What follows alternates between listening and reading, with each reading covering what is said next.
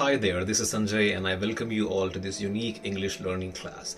In today's session, we are going to talk about grammar. Yes, many of you are facing the problem with the grammatical aspect. Sometimes you make grammar mistakes, or sometimes you need to prepare for any test and you need to check whether your grammar is okay or not. So I am going to tell you about one of the websites which will help you verify your grammatical mistakes, as well as you can learn new grammar sessions like passive voice, active voice, narrations, clause, noun, pronoun.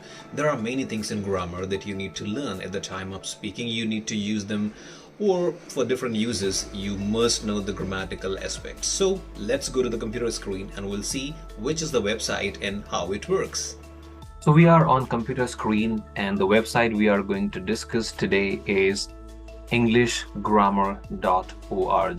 englishgrammar.org. You can see it. And this website is specially for grammar. You can see home option, download lessons, grammar rules, online exercise, and online tools. Now, if you go down, you can see much information. It's simply to use, like if you want to search passive voice exercise, you need to write down here like a passive voice.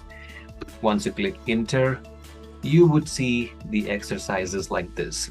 These exercises are available in PDF format.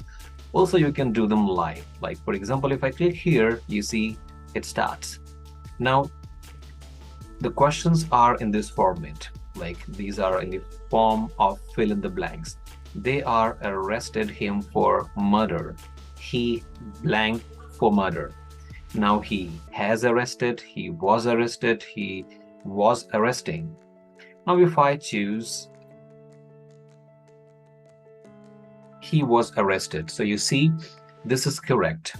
Why it is correct? In the simple past tense, the passive form is made with was verb plus past participle. It means if you make a wrong answer or if you make a correct answer, it will show you the explanations as well.